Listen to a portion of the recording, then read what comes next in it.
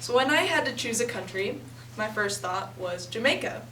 Now, I say this because my aunt and uncle's wedding was in 2014, and they told me about all the amazing adventures and places they went and how it was just so cool. And I thought, hey, why not do more research on it? So I chose it not only because of that, but I actually found out that the background is quite interesting.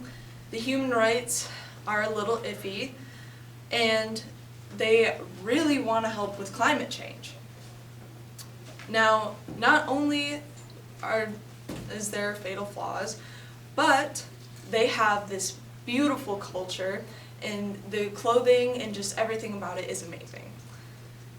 So, according to the history of Jamaica, it was inhabited around 600 AD or 650 AD by the Red War people.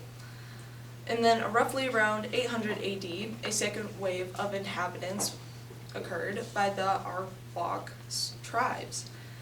Now this was all prior to Christopher Columbus, where he discovered it in 1494. It was then called Jamaica. Clubbians described it as the land of gold. And Christopher Columbus was like, oh yeah, gold, let's search it high and low. And he found that there was no gold whatsoever in Jamaica. And then, later on, was the slave trade. The sugar industry grew rapidly in Jamaica. 57 sugar estates were in the island by 1673, and nearly 430 by 1939. Enslaved Africans were forced to do this labor in the industry because the colonists were so surprised by how hard they worked and their endurance.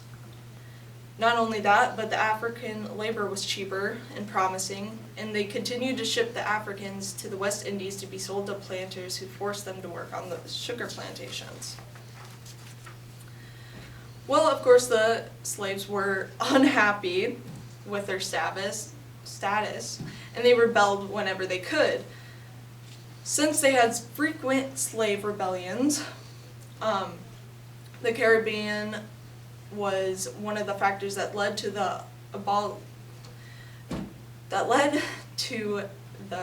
end of the slave trade and slavery. The other factors included the work of humanitarians who were concerned about the slaves' well-beings. Humanitarian groups publicly protested against the slavery and the slave trade.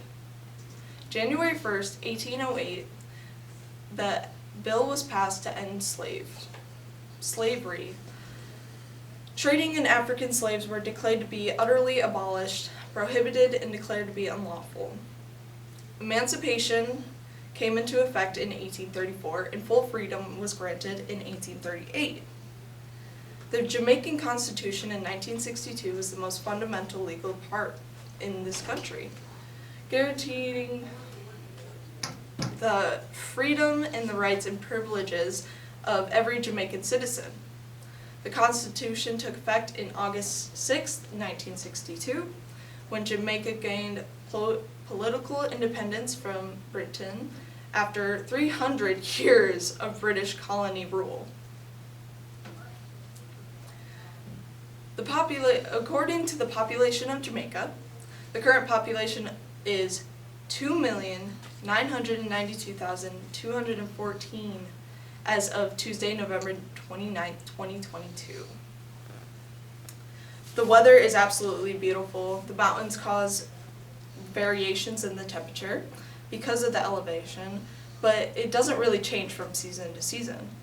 Temperatures on the coast reach about low 90s and minimum temperatures of low 40s.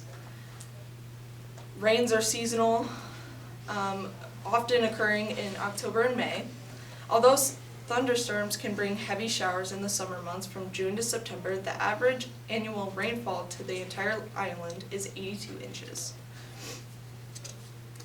Pertaining to Jamaica by Patrick Bryan, there is significant human rights issues. there is numerous reports of unlawful and arbitrary killings by governmental security forces.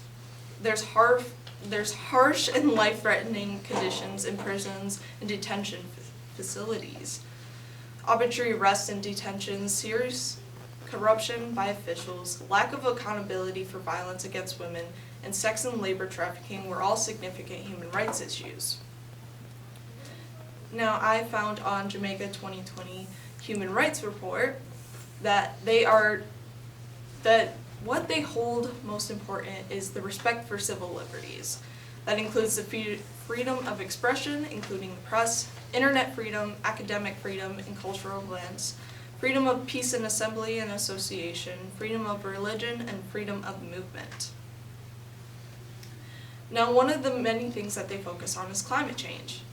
I found on SDG's website, made by Jamaica, their statements. I found this, what they said.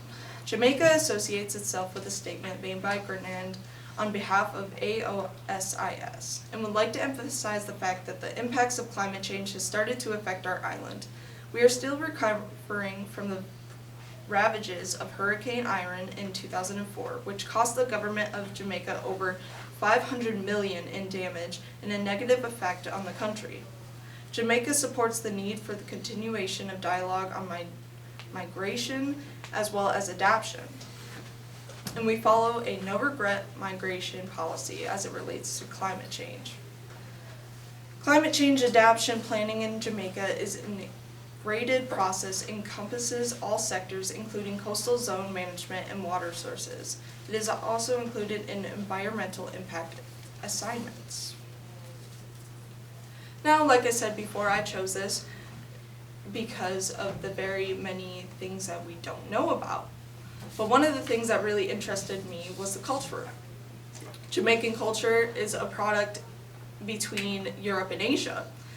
Terms such as Afro-centered or Euro-centered is often used. Family life is central to most Jamaicans, although formal marriages are less prevalent in most other countries. It is common for 3 generations to share a household in Jamaica. Many women earn wages in households where men are absent. Jamaican theater and musical groups are highly active, and many of the country's artistic expression finds an outlet in the annual festival. Now, my central idea of this is it has beautiful scenery, and the cultures are just diverse and it's beautiful. But it does have a lot of government issues that need to be addressed.